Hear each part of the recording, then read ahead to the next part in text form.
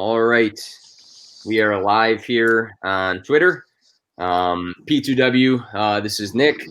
I'm here with a couple guests on the pod tonight. Couple studs here. Took a lot to get these guys on. Had to do some digging. Had to make some calls, but I got 3 solid guests in the room right now.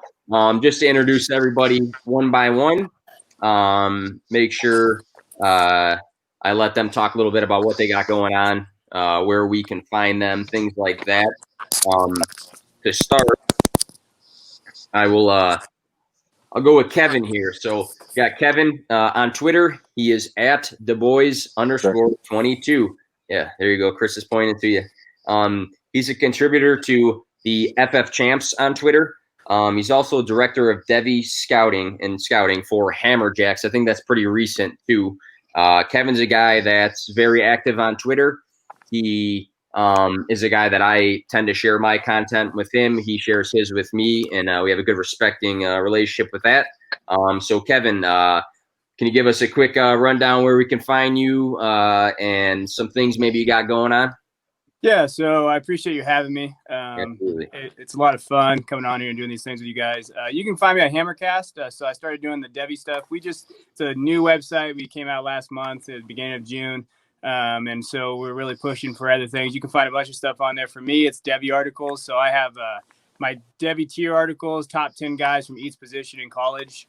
Those are all on there for quarterbacks all the way to tight ends. And then right now I'm in the midst of writing basically a non-Power 5 conference breakdown. So I'm going to have 10 to 15 athletes that you should look for, like the Mountain West, Conference USA, kind of the under the radar guys for campus to camp leagues and other leagues that guys are in.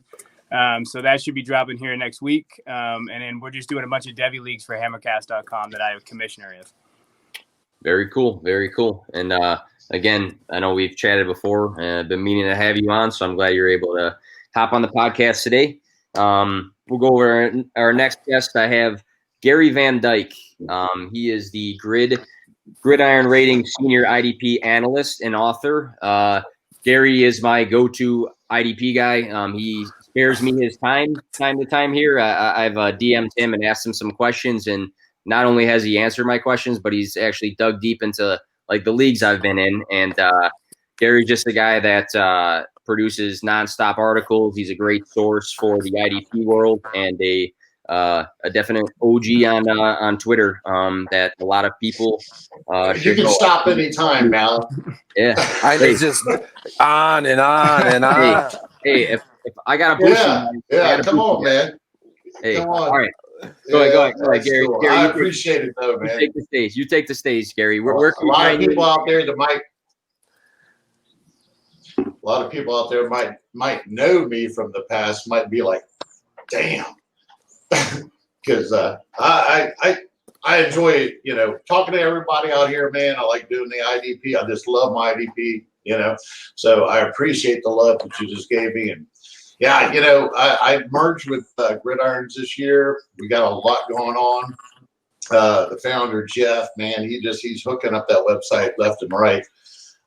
Just everything and anything that we might need. So right now, the only thing I got going on is I'm preparing for the members content this year. I got an article with some fellow IDP guys that we're going to be dropping in the next few days.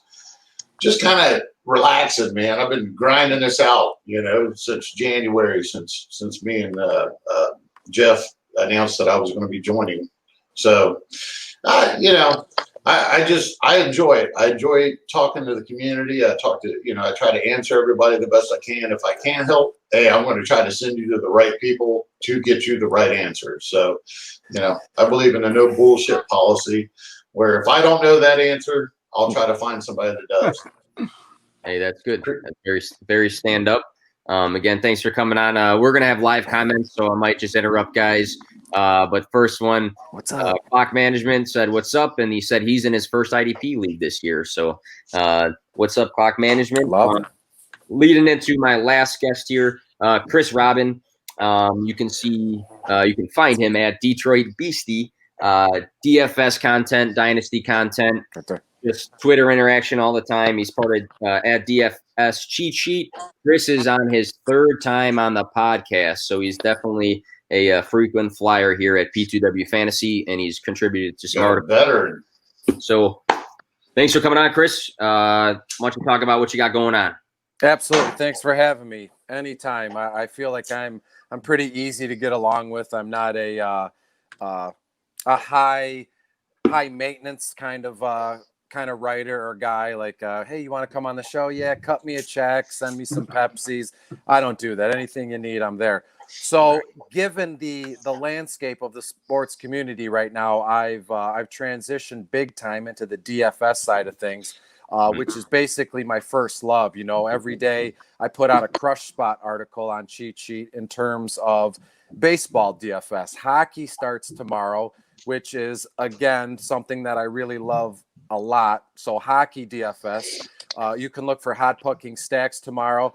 And then, of course, my, seasonal football, seasonal baseball, seasonal hockey. I love IDP. It's in my, I think it might have been you, Nick, who deemed me the IDP encyclopedia. So I'd love to rap and chat with Gary one of these days, and get some IDP stuff. I've done my top 50 preseason rankings, the deep dive when it comes to IDP. I'm going to wait till like August sometimes to put out the full rankings and the IDP stuff. So I'm very happy that the Clock Management account commented that they're in their first IDP league this year, because I've talked about it till I'm blue in the face. I love carrying the IDP flag. Superflex is like what's most popular now. I'm going to be on this hill until I die that IDP becomes front and center here. So again, find me on DFS Cheat Sheet, anything you need. Pretty heavy with DFS now, so find me there. Very cool. Very cool. I actually just started an IDP league myself, and I copied Gary's settings, and it went had a draft the other day, so I'm trying to dive in myself here. But yeah, let's get into the podcast for today. Got a few topics, and then I asked for some mailbag questions from Twitter. So we got some questions to answer. We can run through these, some interesting things here. First one, obviously, the news of the week. Damian Williams, Chiefs running back, opts out of the 2021 or 2020 season. Damian Williams could have been the Super Bowl MVP, might have been a snub with that. He was a phenomenal running back in the playoffs.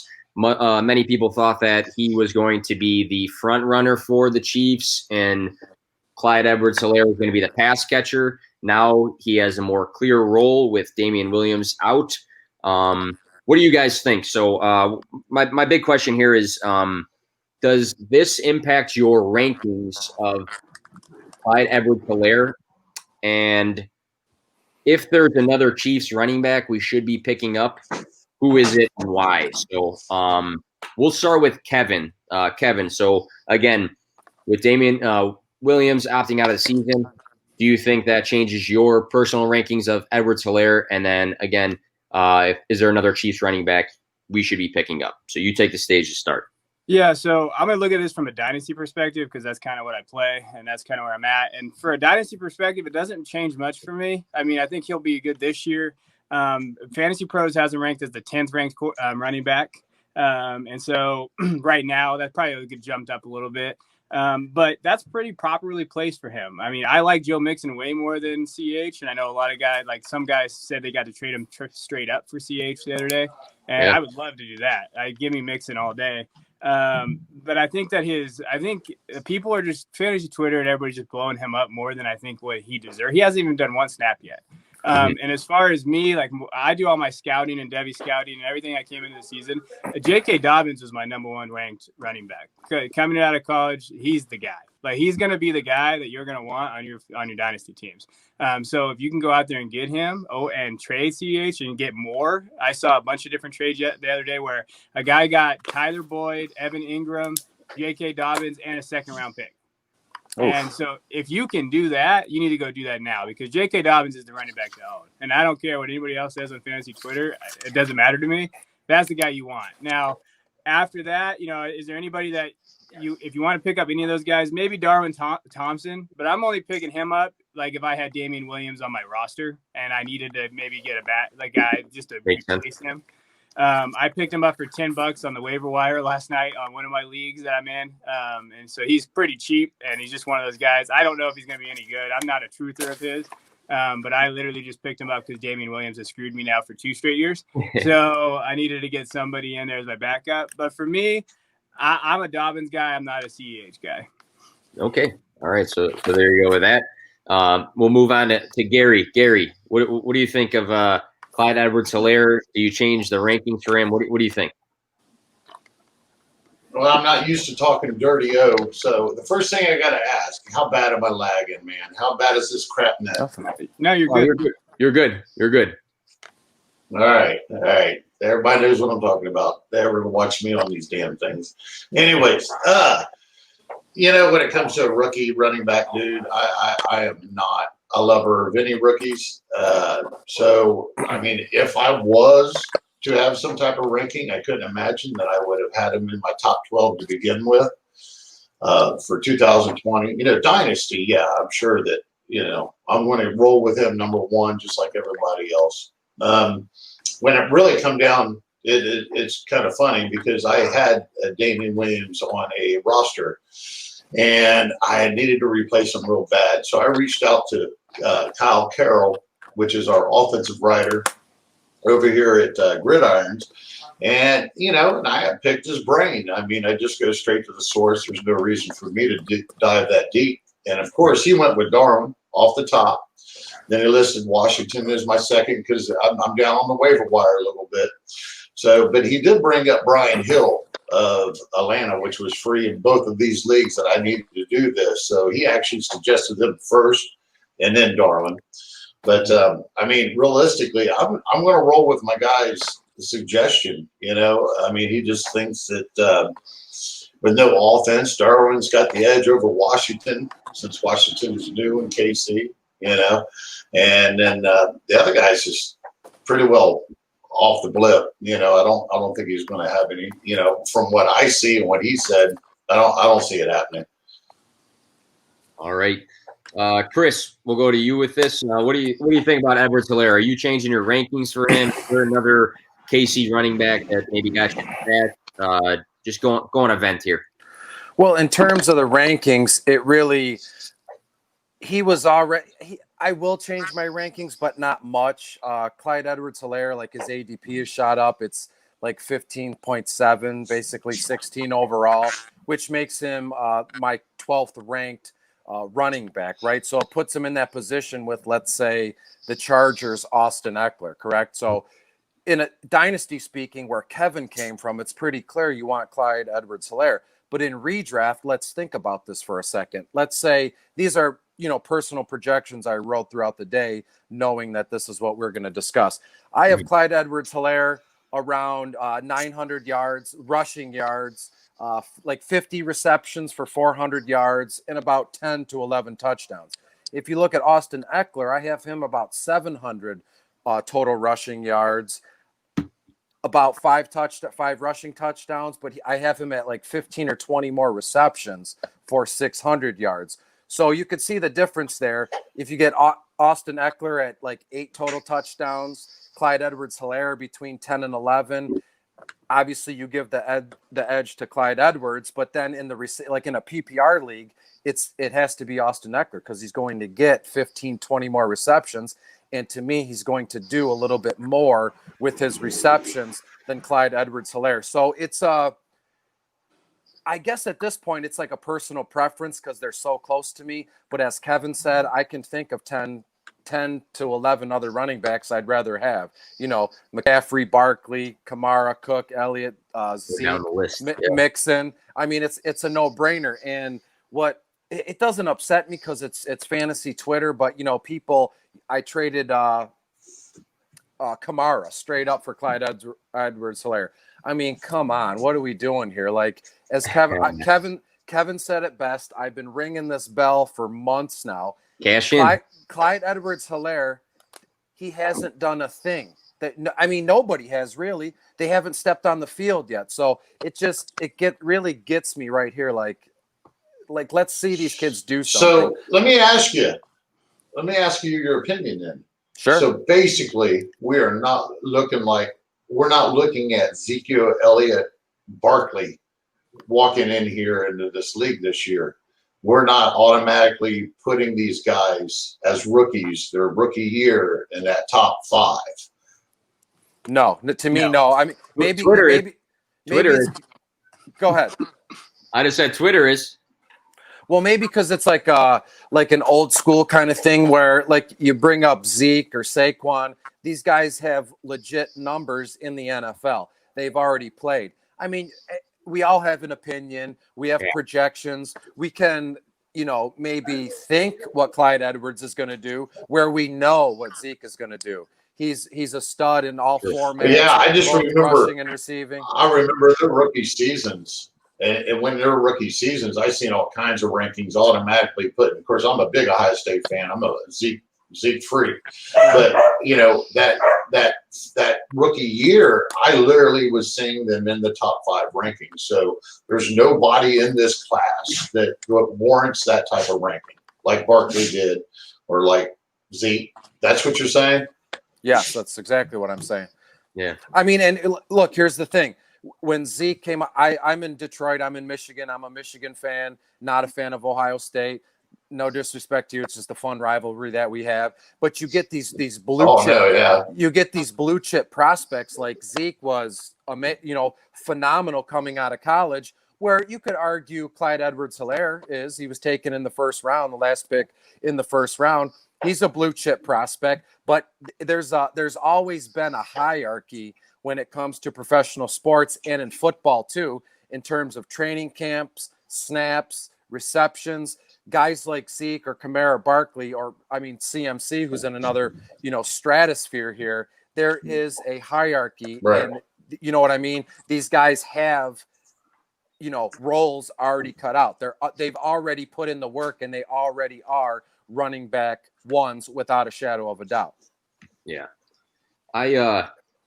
I think for Edwards-Helaire, he had a phenomenal season on a phenomenal team. I don't think before this past year he was super effective in college. If you look at Jonathan Taylor and DeAndre Swift, them guys been playing at a good level for many years. Even DeAndre Swift, his first season there, he was splitting some snaps with Sony Michel and Nick Chubb.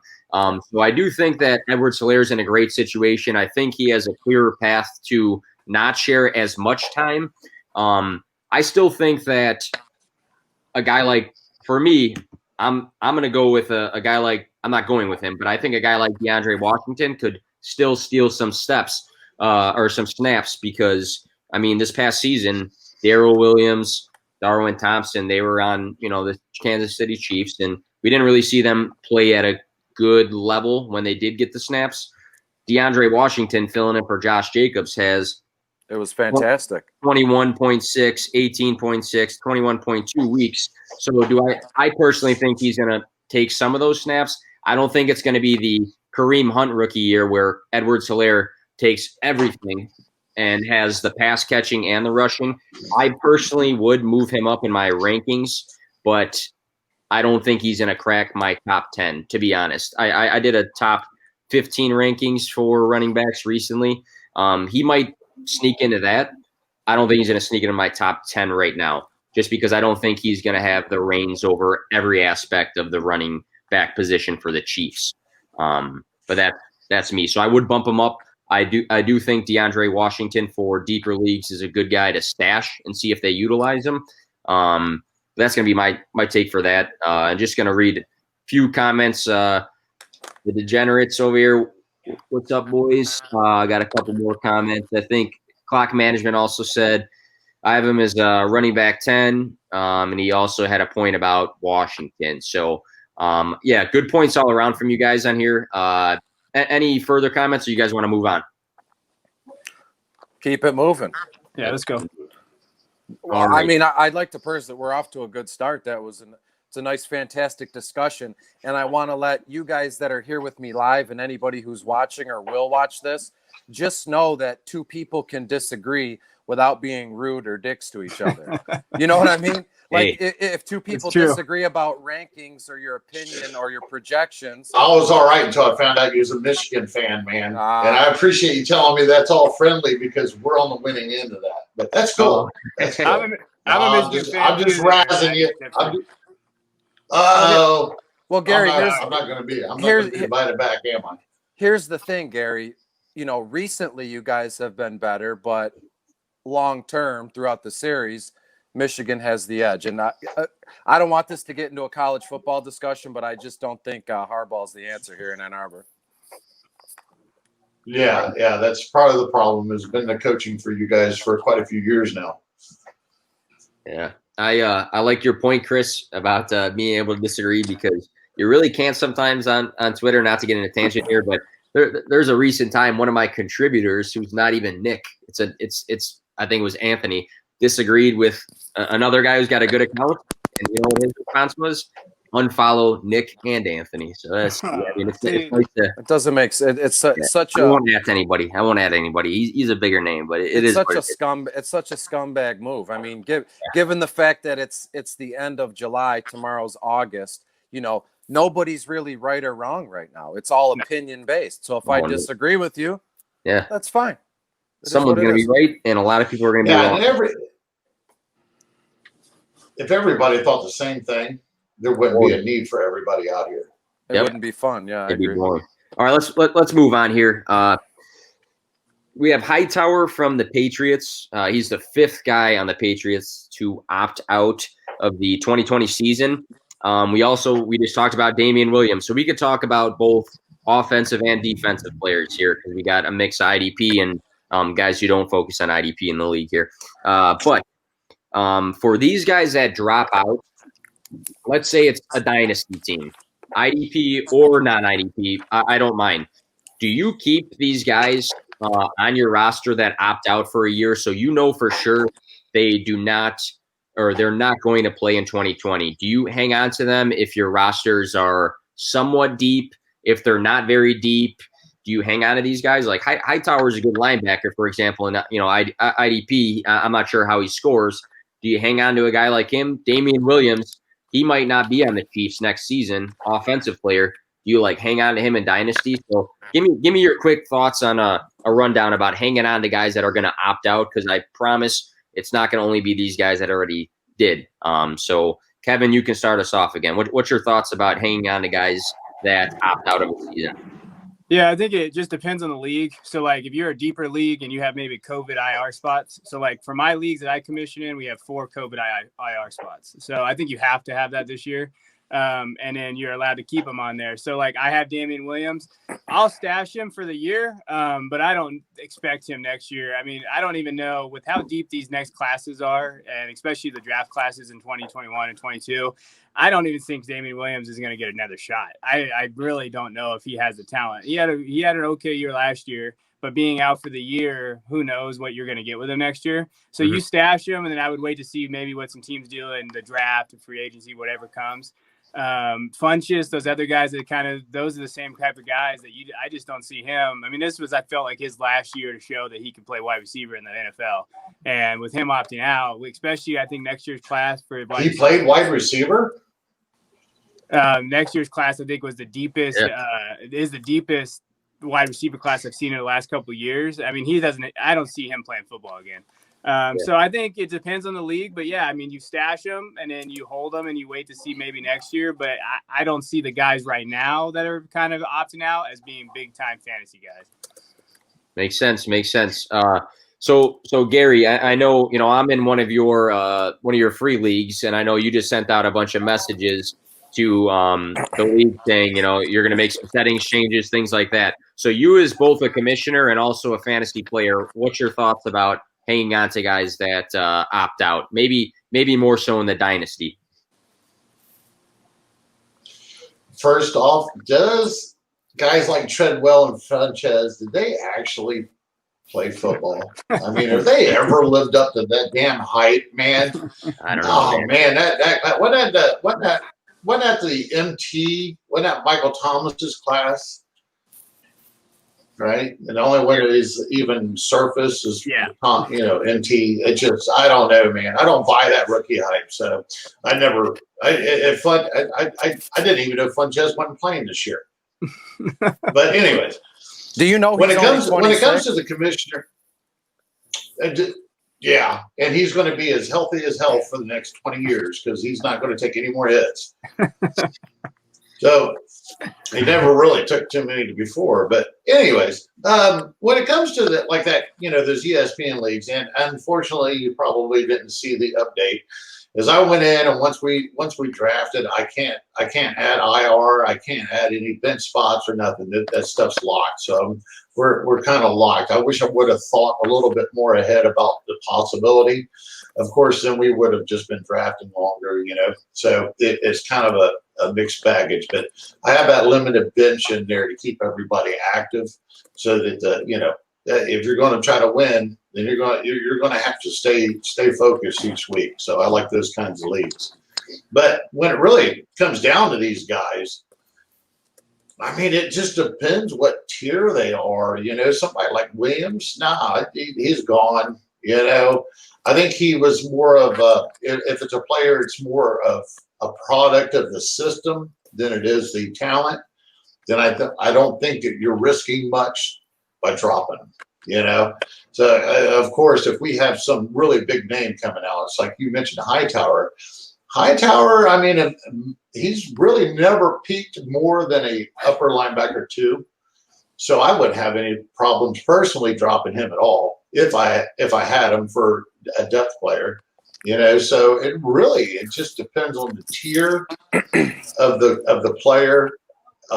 Personally, I couldn't see hanging on to almost any of these guys. I mean, unless I have really, really deep bench to stash somebody. I don't know. I play to win every year, dynasty or not. I'm making moves. I'm making trades.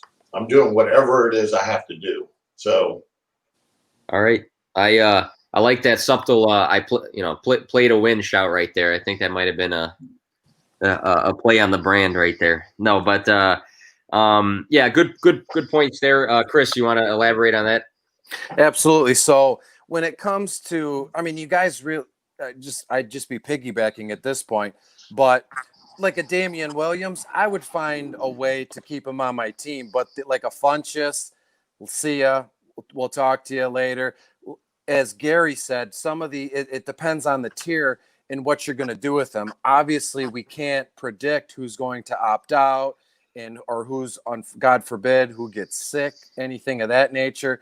But for the most part, if they're not, obviously, if they're on your team, you're going to use them for something, right? So if they already are on your team and they opt out, look for a place to stash them, during the season until something better comes along on waivers, let's say 1 week, that it's that grass is always greener on the other side kind of cliche thing. So it's unfortunate that these players are opting out, but I understand it. They have families, they have friends, they have young kids, and it's completely their decision to make. Real quick, I was offered a trade, and it has something to do with an opt out. If you'll humor me for a moment, so I own Devontae Adams, Green Bay's stud wide receiver, in a full IDP league. Right, won the championship last year, kind of retooling this year. Right, so I was offered number 8 and number 22 overall for this season. We haven't drafted our rookies yet for Adams.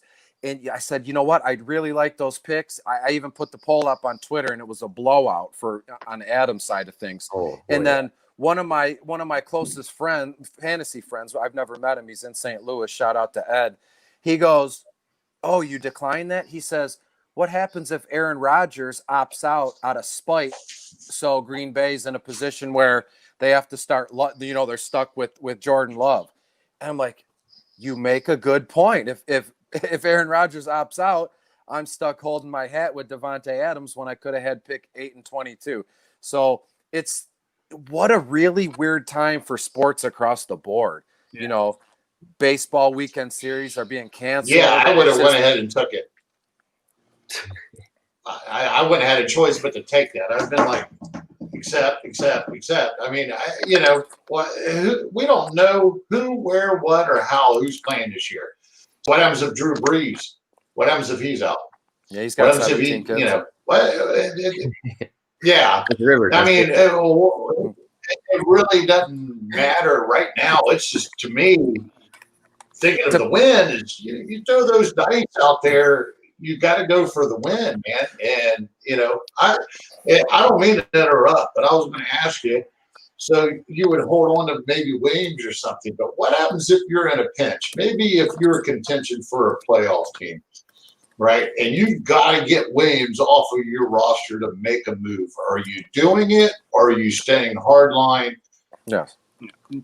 But as I said, and sticking with Williams. If something better comes along on waivers, then I would absolutely. But for the time being, I'm going to hold on to some of these guys. And just for a little bit of closure, to put a bow on this thing, that the same guy who offered me that trade, he got Juju Smith-Schuster for number 8 and 22. So yeah, snooze, you lose. Out the door with that.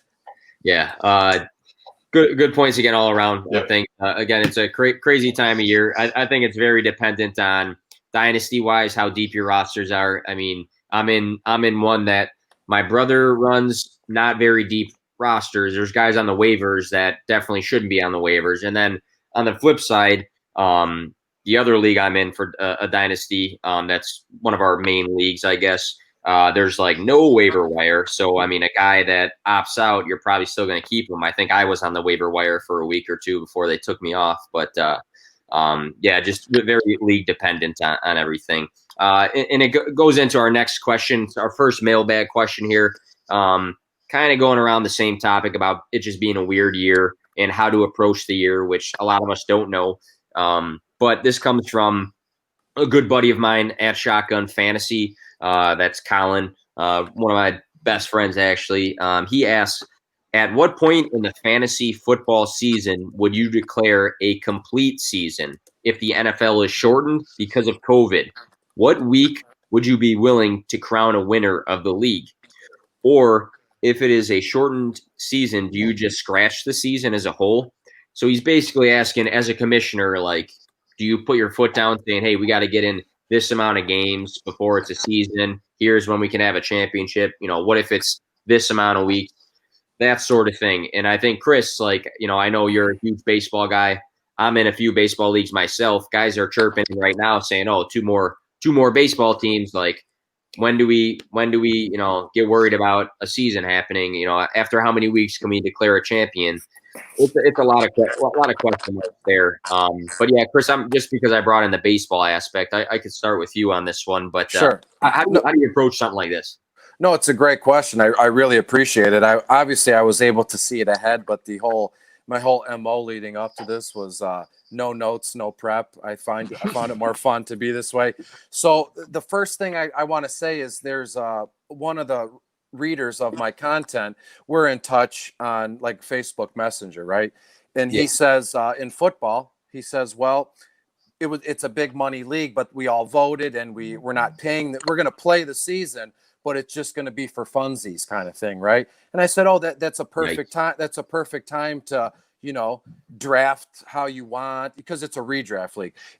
Fun to draft how you want, just to play around and see what happens, right? So in a realistic situation, as this question is, I would say, first of all, you got to vote on it, what you want to do. My opinion is I would call it at like week 10, let's say. That's a nice hunk of games, all coming off the top of my head as I speak. Just cut it short at like start the playoffs at week 8, let's say. Your championship round is at week 10, if that makes sense, right? But vote first. I think that's the most, democratic democracy. Yep. Nice thing to do. Vote. Do we want to pay this season? If we do, how, so commissioners, I think everybody, I know Kevin is, and you are too, Nick. I don't know about Gary, but the commissioners, this is where you see who's a good at what they do and who's a bum. You're not going to vote. The guy's going to change rules halfway through. Like, vote on it. Be vocal. Ask questions, and let the league and the other members, talk back to you and see what you can do here. Great points there. I'm just going to chime in real quick with my quick thoughts on it. But I think with being a commissioner of any sort of league, if it's football, if it's baseball, whatever the case is, I think being very overly organized far in advance with voting going on is the best approach, because the last thing you want is to be a couple weeks in and guys be on the fence of it should be this way or it should be this way, or this should have been the approach or this should have been the thing. You don't want any should have beens. I think it's going to be very interesting to see how the season does go ahead. But I think you gotta come to a conclusion right away before the season. If we get to X amount of games, that's going to be the approach. If we finish the season, this will be the approach. Make sure everybody's on board, because you need a good buy-in for a good league. A good league has great buy-in for members to stick around. But I think if you're organized in that sense, then you should be good. My opinion maybe would be, as a soccer coach, so this is off the wall, but as a soccer coach, if we have a thunderstorm in a game, if we played less than half, the game doesn't count. But if we played more than half, the game counts. So yeah. I think maybe that could be a good approach. Hey, if we play more than half this season, let's say we can still crown a champion based off of this and that. If we play a full season, playoffs, everything, it's normal, right? But if we play less than a season, we got to scratch it. There's no winner. We can roll the money over, whatever the case is. But it's going to be on you as a commissioner. And what Chris does, or Gary or Kevin in their leagues as a commissioner versus what I do might be different, but you got to be on the same page as everybody. So that's my approach. Gary, I know you run a couple leagues, and again, I'm in one of your leagues. So what's going to be your approach up front, if you've been thinking about that a little bit? Well, I mean, realistically, I'll probably, basically the top four that would be making the playoffs are going to get a free subscription in 2021 to Gridirons. So I don't have a problem. It was a free league, so it's an easy decision for me just to give the top four. Shoot, it's for my content. I might give everybody a damn subscription next year. Who knows?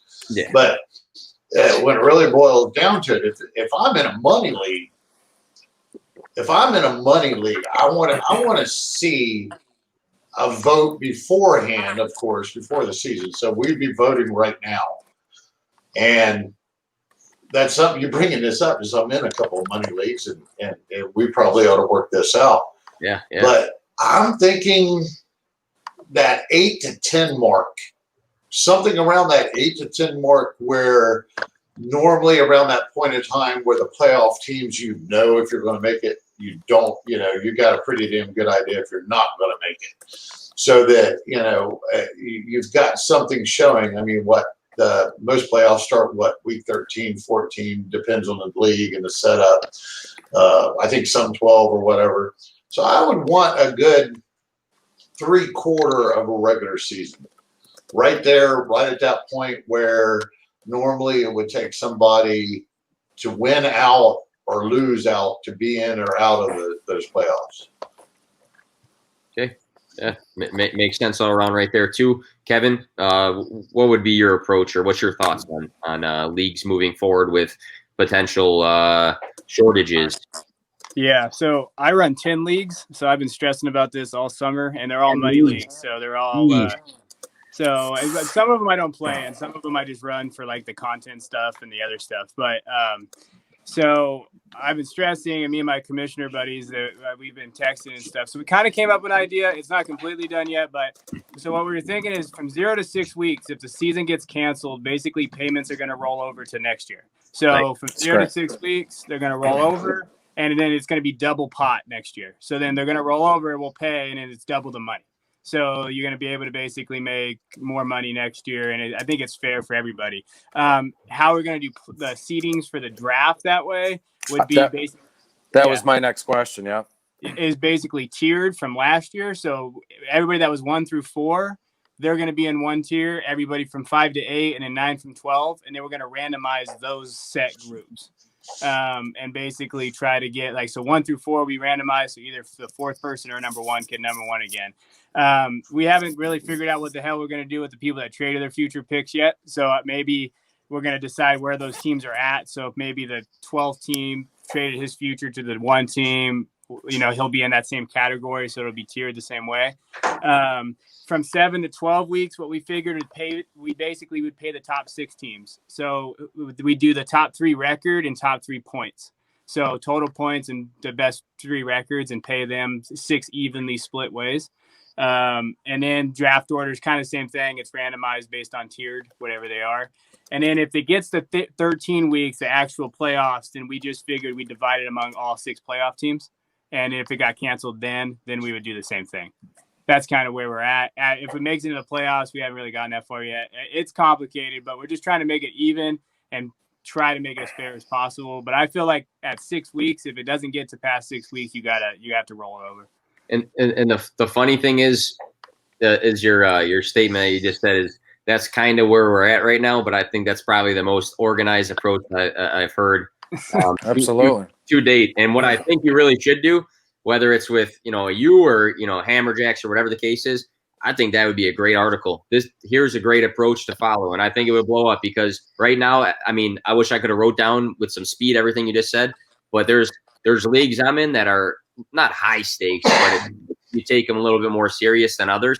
And I would have loved them to hear this. So I might just have them say, hey, the podcast is out on Monday, whatever. Listen to, you know, the 41-minute mark when Kevin finished up what he had to say. So I like that a lot. I like that. What I'll do for you guys too is I can actually type this up real quick on like notes, and I can put it on Twitter underneath this, and I'll just show you. I can screenshot it so you guys can see it. Perfect, because you know what? Again, everybody's approach is going to be different, but I think the way you are organized with it already is a good, maybe even just a baseline for guys. Yeah. Absolutely. Everyone's looking for answers and options. That's perfect. I just, as a commissioner, the complaints you get is just you got to make sure you try to limit. You're never going to make everybody happy, but you just try to make as many people happy as you possibly can. All right, let's move on. I'm going to jump around the order of what I sent you guys before, just to mix things up. But here's another question from @DynastyBlock. They asked, who is your favorite wide receiver that's being ranked outside of the top 5 that has a chance to be wide receiver 1 on the year? So obviously, if you went to ESPN or Fantasy Pros or at P2W's rankings or whoever's rankings you looked at, the top 5 might be slightly different. The ones I wrote down just from Fantasy Pros was in order here: Michael Thomas, Devonta Adams, Julio Jones, Tyreek Hill, and then DeAndre Hopkins. So the big question here is, who could finish as the wide receiver 1 that's not ranked in the top 5? I think that's an interesting topic because obviously you ask anybody, I think the clear consensus is everybody repeatedly saying, you know, Michael Thomas. So to say guys not named Michael Thomas or Tyreek Hill, I made a case for Adams before, is interesting because it makes you dig a little bit deeper for some other factors. So we'll go with Gary, why don't you start us off? Do you have a wide receiver you could see finishing as the wide receiver 1, not in the top 5? Digging deep? Yeah. Digging deep. I'm looking at Curtis Samuel. Man. I know a lot of people are probably thinking that's just outrageous, but I started catching my attention a while back when I started seeing a few blurbs about how we're what's the new coach's name? Can't remember. Call it old. I can't remember. Rue. But either way, this year. Yeah. It started catching my attention. I actually started drafting them in these ESPN leagues lately. I just like his opportunity. I'm not impressed with Robbie Anderson. You know, who else do they got to throw to? Who's Bridgewater? Who? DJ Moore is probably their biggest target guy right now. Right. So there's the one target. Yeah. All right. I'm not disagreeing, but what I'm saying, I'm not. I think Curtis Samuel will get a large share.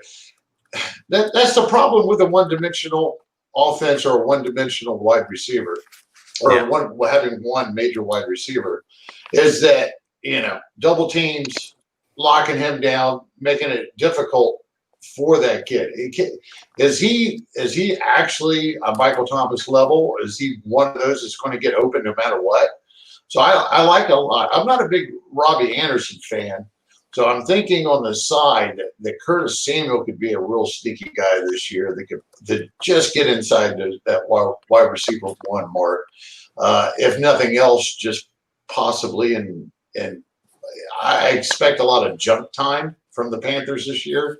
I don't see them going but 50-50, So if they're lucky.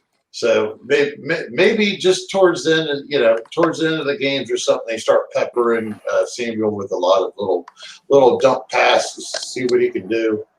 I like him. All right, that's pretty much it, man. You guys are talking offense, so I don't talk dirty. Yeah. Well, maybe you guys don't, but that's what I call it, dirty O, man. So we got Gary's I think pushing Curtis Samuel to make a run for the top 10. So wide receiver one status for 2020. We've seen guys in the past fight to be both top 10. I mean, Calvin Ridley was getting close, I think, at one point. He missed a couple games while Julio finished like third. So we've definitely seen that before. Chris, give me a guy that if we went through this top five here, Michael Thomas, Adams, Jones, Hill, Hopkins, who's a guy that you have that can finish not just as a wide receiver one status, who could finish as the wide receiver number one overall in 2020?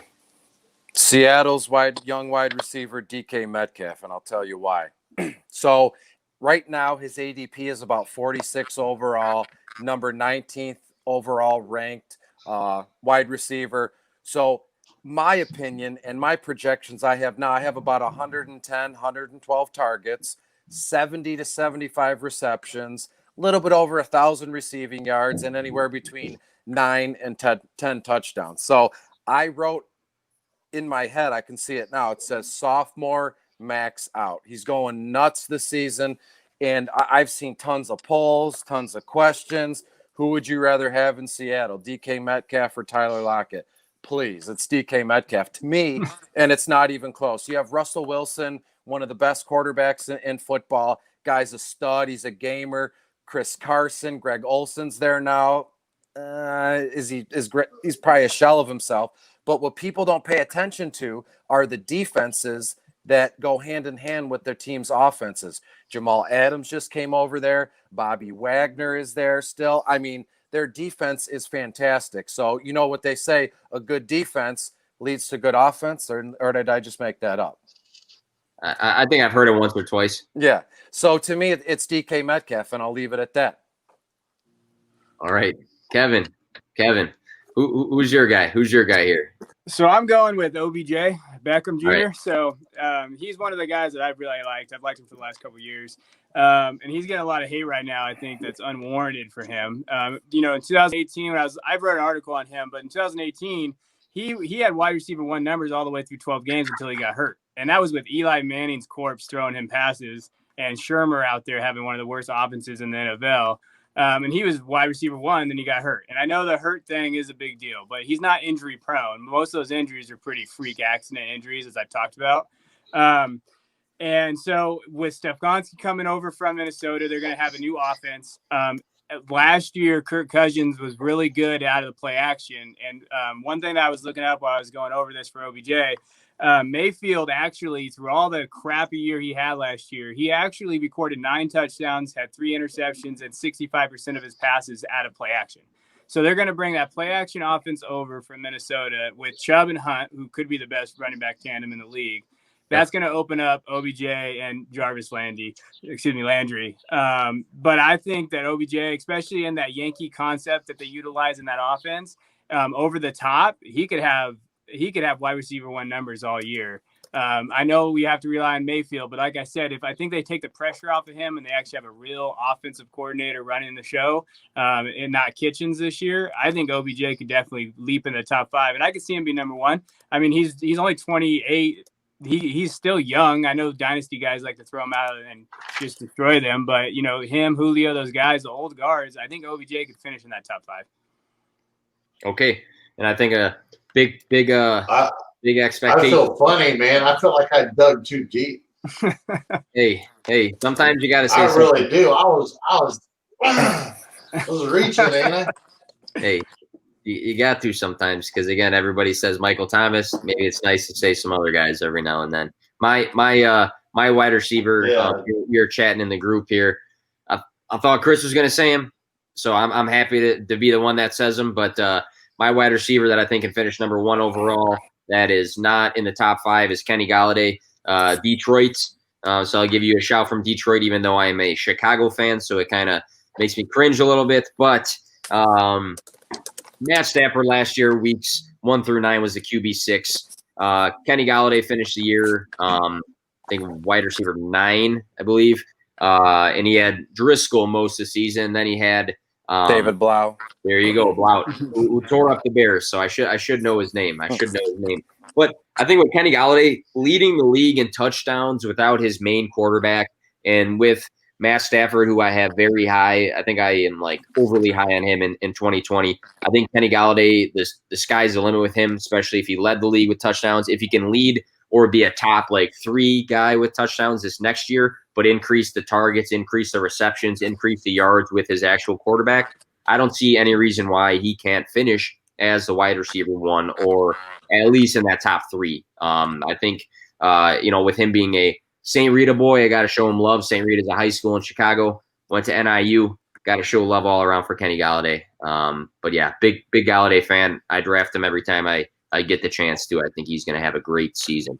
Let me ask you a question real fast. Perfect. Because Kenny G was on my radar, and then before we broadcast, I just didn't want to make sure we had doubles. Hey, so right. I humbly and respectfully let you talk about your Chicago born and raised guy. But real quick, the question is, actually, it's an opinion, and then with a question, I honestly don't think we've seen his best season as a professional football player yet, which is wild.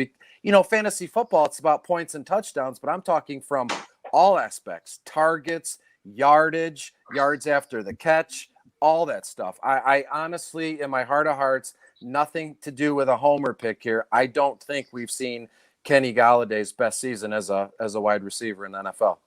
Do you think that we've seen Matt Stafford's best season? That'd be tough to compete with, because if I'm not mistaken, he's thrown for 5,000 yards once in his career. I know what was his career high in touchdowns, mid to high 30s, 37 is sticking out to me. Mm-hmm.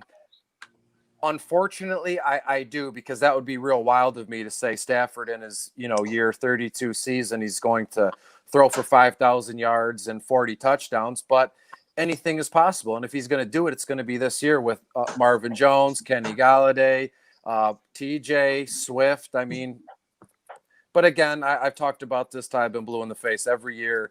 Everybody in Detroit, and even me, this is the same thing everywhere. We're very optimistic, and everything's coming up roses for the Lions. And then they win 3 games, and I look like a fool. Hey, I mean, it's very North is. All right, so y'all. Can I ask that question real quick? Y'all are the offensive type minds, right? Yep. Let me ask. So, what is your wide receiver 1 tier? What is top 12? What is it? Just curious. Chris, you want to jump in on this? Yeah, absolutely. Anybody? So, yeah, I'll give you 1 through 12 right now off the top of my head. Michael Thomas. Well, no, I mean, what? Not no. I mean, what's your number? Okay, like me, for me to think about a wide receiver that's going to be in the tier 1 range would be somebody that fell in my top 16.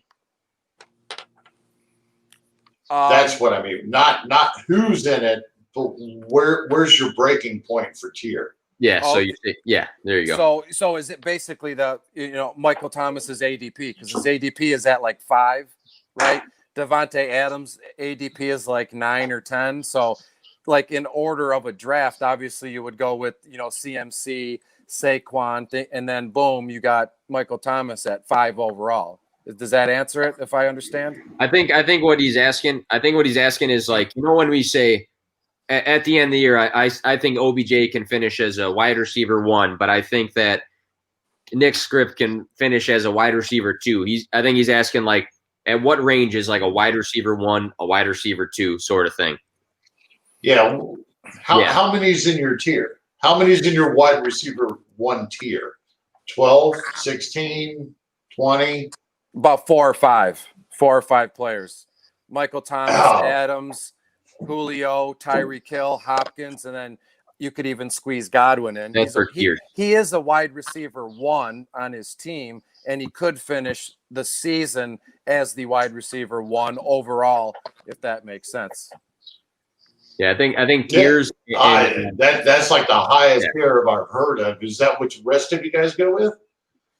It just depends on tiers and like finishes are 2 different things to me. Like finishing as a wide receiver 1 is different than like saying what tier do you think this guy's going to be in. I think Kevin, am I making sense to you?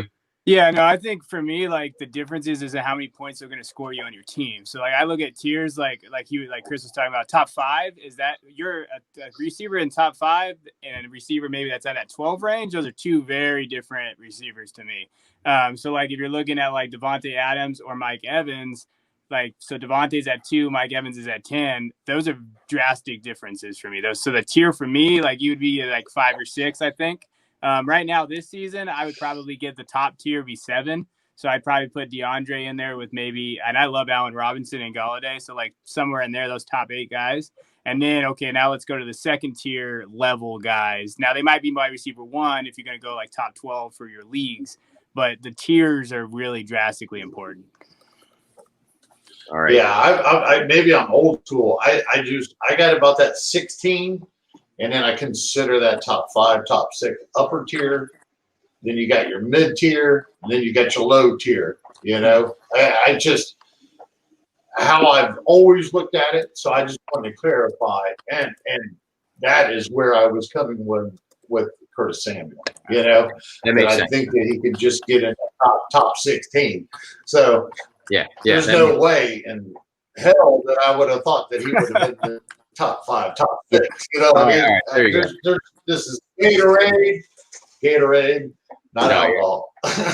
All right. That makes sense. That makes sense. And because I mean, some may have listened early on and been like, "Oh my gosh, man, this guy's a Curtis Samuel truther." But now you're saying 16, that makes sense to me. Right.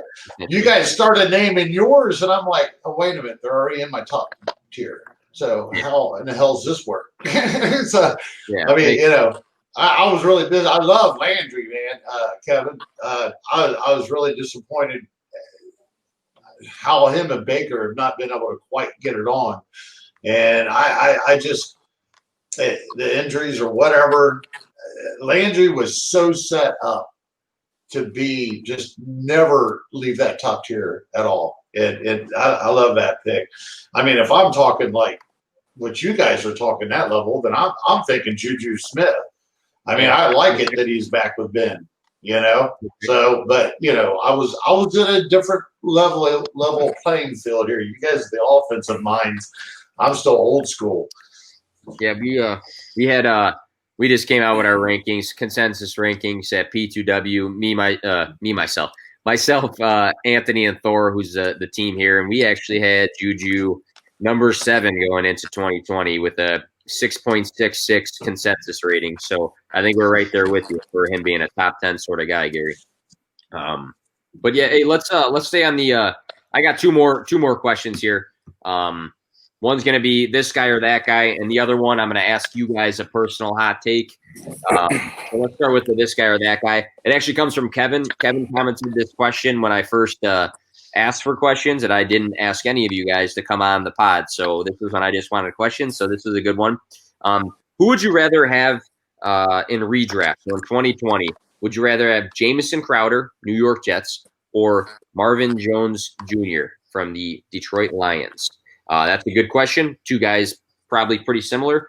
I'll put their side-by-side stats, and I'll read them off to you real quick, just since I have them in front of me. But I looked at from 2015 to 2019 just because that's when they both were in the league.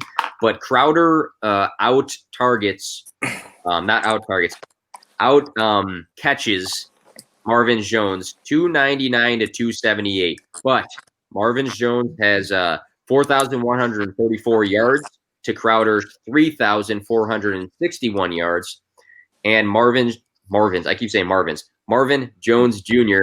has 31 career touchdowns to Crowder's 20. So Crowder wins in the receptions. Marvin wins in the yards and touchdowns. But in 2020, who do you have? Evan, this was your question, so you start us off. Who's your guy out of these two? It's a good question. So the reason why I asked this question is because I did like a Twitter poll on this, and I had over 600 votes. And so I wanted to see kind of where everybody else was at on it. And so Marvin Jones won with 53% of the vote when we did it. Right now he's at so Marvin Jones is at wide receiver 37 according to Fantasy Pros, and Jamison Crowder's at 43. So a little bit of a difference in terms of their ADP, but not too much. For this season, I would probably go with Jamison Crowder, and that's more to do not with talent, just his situation. I think he's going to have more targets. Like we talked about with Detroit, you got Galladay. I think Hawkinson's going to be really good. I think he's a sleeper.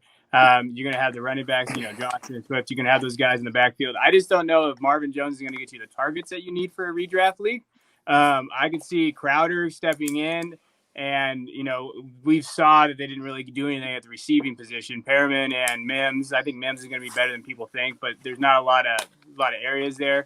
When Crowder was with Darnold last year, they did really well together. Yep. And he even had 122 targets last season, and that was without Darnold for the 5 games.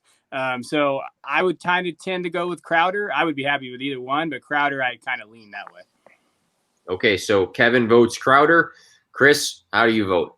I'm going Marvin Jones. And when you read out the stats like side by side, it was very clear to me that Crowder gets more targets, maybe 10 or 15 more. But in this, I have Jones at 100, Crowder at 115. But if you look at the touchdowns and the yardage, Marvin Jones does more with less targets. And that's basically what I'm trying to do. I have Marvin Jones this year catching 70 balls, got Crowder at like 78, but I have Marvin Jones with like 150, 160 more yards and about 4 or 5 more touchdowns even too. So to me, it's what you do with your, with your yardage and your passes, and it's Marvin Jones to me. It's a good point. Good point there. It's almost like it's going to become the like AJ Brown description. Like it's what you do with your targets. Might not be a lot, but it's what you do with them. Gary, if you had to pick between Jamison Crowder or Marvin Jones Jr. in 2020, which would you pick?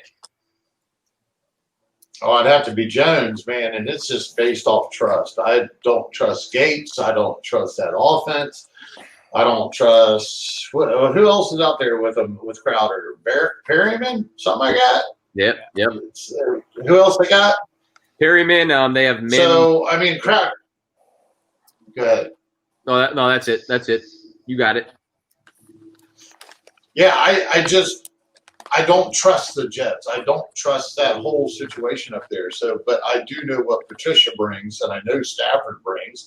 I know what Marvin Jones has brought in the past. So I'm just on a trust issue. I'm going with Jones. All right. So we got Chris and Gary with Jones, and we have Kevin with Crowder, and I am going to even it up, and I'm going to go with Crowder myself. This past season, you had games from Crowder with, and again, I know targets are one thing, yards and touchdowns is another. I'm a big volume guy, so I'll take all the volume I can get. I take Robert Woods all the time above Cooper Kupp in all my rankings because I think Robert Woods consistently has a massive volume and target share, and I love that. Even if he doesn't have the touchdowns, I'll take the volume. And with Crowder this past season, 17 target game, he had 3 with 9. He had a game with 11, with 10. So he was getting a lot of games in the 10-plus range. And the big difference here is Kenny Galladay is the number one receiver on the Detroit Lions. He's going to eat up the most target share and have the most volume. Jamison Crowder, he might still be the number one targeted guy in that offense, and I think he has a connection with Sam Darnold. I like Denzel Mims, but it's going to be the rookie syndrome for the year. If you're not the like top guy coming in like a Jerry Jeudy, you might not get like a massive volume right away. Perryman, I think, is going to be good because he's finally getting a bigger chance than he's had, and he balled out at the end of the season. I think he's going to be good in like the you should roster him sort of thing, maybe not start him. But I still think Jamison Crowder is going to be Darnold's number one target.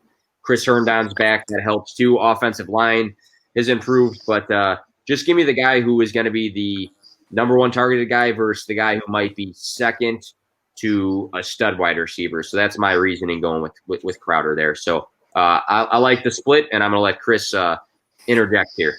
Real quick, it's a lot closer than people think. As Kevin said, Marvin is 37 overall, Crowder's 43. And look at it from a PPR standpoint. Jones, 100 receptions. Jones, 70 receptions, Crowder, 75 receptions. So you give Crowder 5 more PPR points, but then you have to give Jones 24 points because he's going to score 4 touchdowns. So 6 times 4. So that's the only difference I see here in terms of the points are concerned. It's the touchdown differential to me.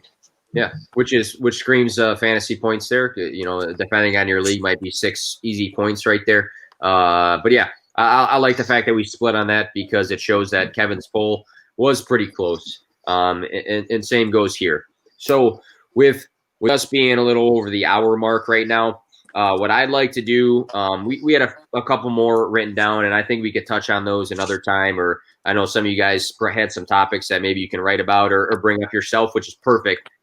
The last thing I want to do is I asked the 3 of you to come with a hot take for 2020. So what you're going to do is you're going to say your hot take. If you want to back it, go ahead. You can say whatever you want with it.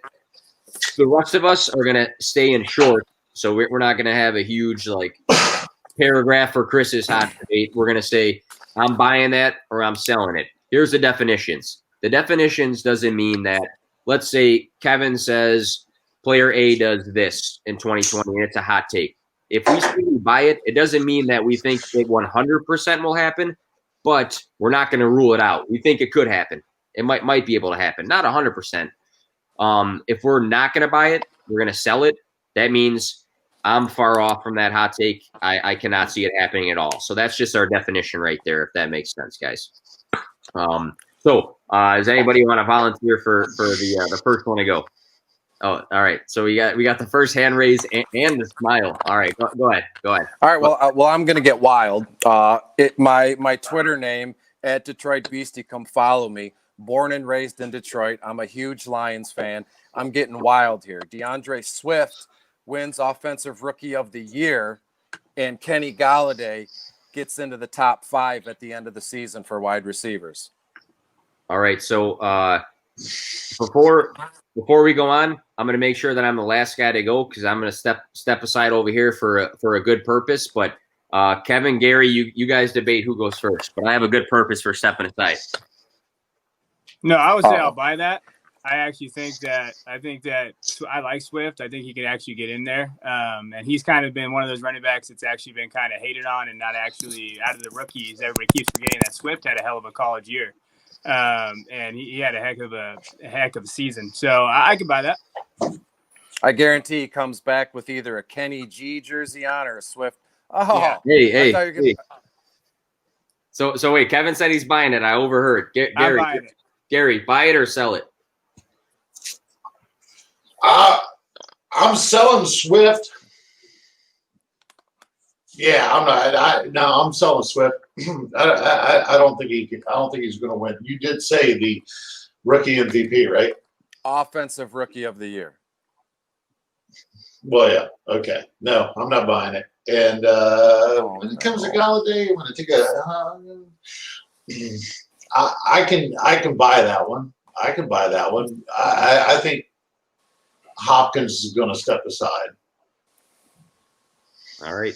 So he's buying the Galladay. He's selling the Swift. Let's see it. Comments. I got Orange Man 3142 Gary with the heaters back on live interweb. So it seems like that's one of your boys, Gary. All right. Yeah, it's Johnny the Greek, man. IDP guys. There you go. There you go. We got one him of the chiming most in. underrated guys out there. So for me, so I'm looking at my rankings. I went very high on Kenny Galladay for my rankings. He was a P2W consensus at 5, Chris. For me, he was 3. So I had him pretty high. You, Chris, you're all into the projections. You do the daily fantasy stuff. I asked if I was going to wear a jersey today. You said 110%. I ended up just bringing the brand, so I didn't. But luckily, I can whip it out real fast, and I'm going to go with you on my boy DeAndre Swift. I'm going offensive rookie of the year. I'm with you. I'm with you. I'm a big Swift guy. This is why I'm a big Swift guy, because in my opinion, he's by far, in my opinion, it's just opinion, the most talented back in this class over Jonathan Taylor, over Clyde Edwards-Helaire. This was a guy that was splitting some time with Nick Chubb and Sony Michel as like a freshman and was a stud in college. So I'm with you on it. I think he's going to catch balls out of the backfield. Kerryon Johnson doesn't scare me, and I'm with you on that. So, yeah, that's a good one, Chris. I like that. All Detroit, living up to the name. Thank you. Gotta do what you gotta do. All right, Kevin, you're up next. What's your hot take here? Yeah, so this is kind of because I watched you guys' last stream and you made fun of my question I gave you guys, and also or my hot take, and then I also have become a Darius Geis truther over the summer. Oh no! I'll see you guys. As a Cowboy fan, I don't know how that happened, but I'm going to buy Darius Geis' jersey pretty soon. But I think that he can finish in the running back 2 category. So for me, I think that he can finish in the top 24 of running backs this season. I'm not going to say top 15 like I did, just messing with you guys with the hot takes, but I think he can get in that running back 2, be a solid option for you. Top 24 running backs this season. Top 24. So specifically on 24. And he watched the podcast where guys were digging in on him. And if you need to know where to buy that jersey, I already sent the link to Chris, so he knows I'm the jersey plug. So you send it to me too. I'm gonna get that jersey, and every time I'm on with Chris, it's gonna go right back in the back. Oh, there you got the hangers there ready to go. Look at that. I got the hangers. You're gonna get it. I'm just waiting for it. All right, Chris. Enough said on that, or what? What are you saying here? Well, here's the thing. So, guys. You know what I'm going to say. I want to see him, put together a run of games. Just play 5 games in a row, and I'd be buying it. But I don't think a running back who I have projected for like 600 rushing yards and 4 or 5 touchdowns is anywhere near the top 20 running back mark. But again, we disagree. But I'm not going to be a jerk about it. I'm buying it big time, selling it big time. I'm going to make a fortune on it. You're buying it and selling it, or you're selling it? Selling it big time. I'm going to make $1 million off of it. All right, $1 million. So Chris says sell. Gary, you got an opinion on Washington? So it's, what is it, just Team Washington right now, or what is it? Washington. It's just Team Washington right now. We can't. Yeah. So Washington. Yeah, it's blank. Yeah. So what do you think? All right, you guys are cutting out on me, man. So who in the hell are we talking about? Darius Geis. Do you see Darius Geis, Washington's running back? Oh no! Sell. Go on, sell. All right, so Gary's saying sell. Gary's saying sell. I kind of I got to sell too on this, just because I think that the game script is going to favor whoever the pass catching back is for them. I think Darius Geis is going to be a good flex for a lot of people, but I'm struggling with the idea that he's going to have enough carries in those games where they're probably getting beat up a little bit to be super effective. But you know what? All I got to say is, Kevin, you write this down, all of our ats on Twitter, and if he finishes as the RB23, we owe you an apology. Oh, no, I will. Don't worry. I've got them all down. I've been stand strong, Kevin. I like stand that. Strong. It's guys making calls like that to just separate themselves from the field. All right, there you go. He told you himself. And Gary, let's hear yours. Do you got a big hot take that we have to buy or sell here? Yeah, I'm going to have to go IDP on this, and it's going to be something that's just recently in the news with Hightower and all this shit going on up here with guys opting out. Chuck, all right, look, I already had Adrian Phillips. As soon as he signed, I predicted he would be a top 3 producer on the Patriots. I think now with Hightower out, Chung out, as long as Adrian Phillips stays healthy, he's going to record the most combined tackles on that defense. All right, so Adrian Phillips, Patriots, most combined tackles going into this season, or he will at the end of the season. Chris, you're an IDP guy as well. What do you think? No, I totally agree with him here because of the reason he said. Chung has opted out. Some key pieces on that defense have opted out. And if you look at the division that the Patriots play in, with Buffalo and the Jets and Miami, there's going to be a lot of tackles left on the table there. And it's all for Adrian Phillips is taking. So I'm buying this big time. Kevin, can you dabble in this one a little bit? Yeah, I'll buy it because they're smarter than me at it. So I'll just agree with them, and we'll just move on. Well, I will say I had a long extensive conversation with Gary talking about the league I just started, IDP, and he told me to pick up Adrian Phillips, and I did without questioning him, and his projections look pretty good right now, and that was, I think, before some of the news that came out. So he was telling me that in advance. So I'm going with you, Gary, for the sake of you being a great IDP guy, and also for the sake of my team. I would love to see that happen. That counts. It does. All right. I'm going with mine here. This player had 92 receptions, 993 receiving yards last season, only second to CMC, number 1 in receiving touchdowns for a running back, only with 132 attempts. And now he doesn't have to compete with Melvin Gordon. He has a rookie and a guy, Justin Jackson, who hasn't really done much in his career. Eckler finished as the RB4 last season. He's got Tyrod Taylor, I think, right now, maybe Justin Herbert.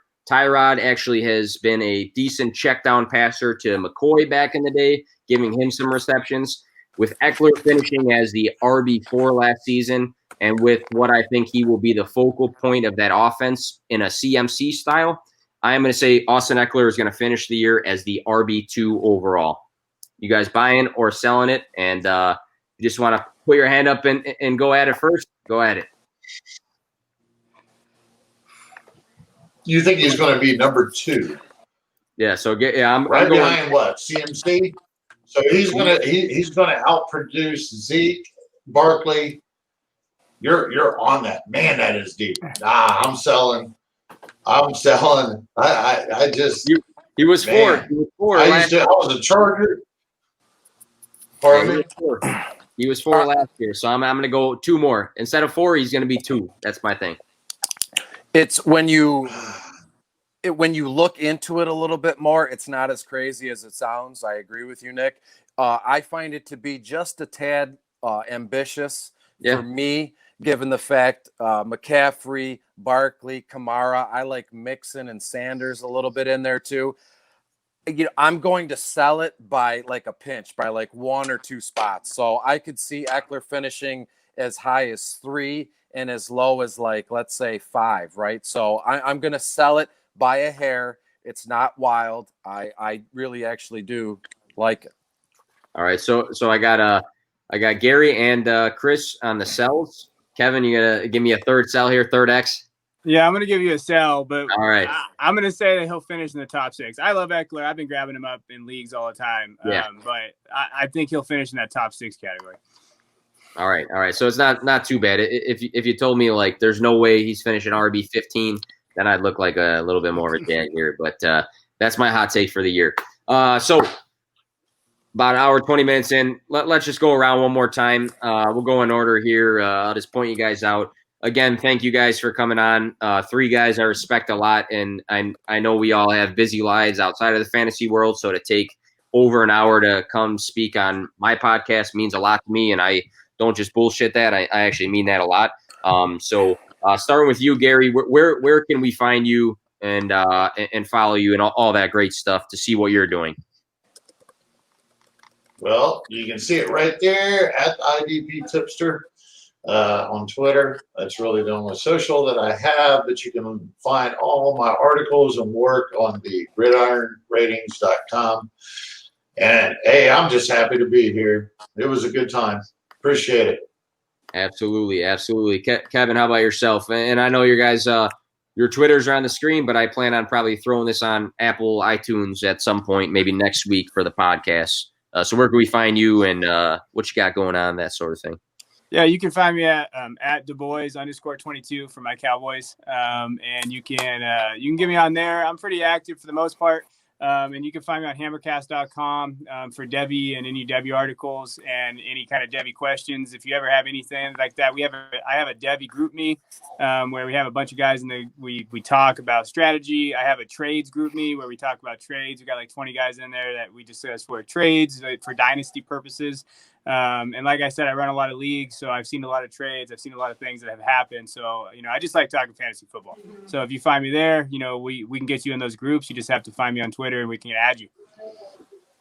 All right. Thanks, Kevin. And last but not least, Chris, where can we find you, man? What you got going on? Besides putting money on daily fantasy. Yeah, find me on Twitter at Detroit Beastie. It's right under my chin. I take on anybody that wants to talk or chat. Any questions, DFS, seasonal, hit me with it. Tomorrow, big content day, a hot NHL, first game of the Stanley Cup playoffs, hot pucking stacks tomorrow, NHL, DFS, along with the MLB crush spot tomorrow as well. So I've kind of transitioned to DFS for the near future, let seasonal take a back seat, let the things play out how they're supposed to. So anything and everything DFS, hit me up. Seasonal still there. Thanks for having me. All my content is also produced and published at DFS Cheat Sheet 1. Perfect. Thanks again, Chris. And again, thanks for listening, guys. Whether you listened live on YouTube, on the podcast, wherever the case is. Again, Nick from P2W Fantasy. You can find all of our content through Twitter. Tons of articles, podcasts, YouTube videos. Just like these guys, I love to BS with people on Twitter. And yeah, have a great night. Have a great weekend, guys. And we're just going to end it right there. Bye. Talk to you.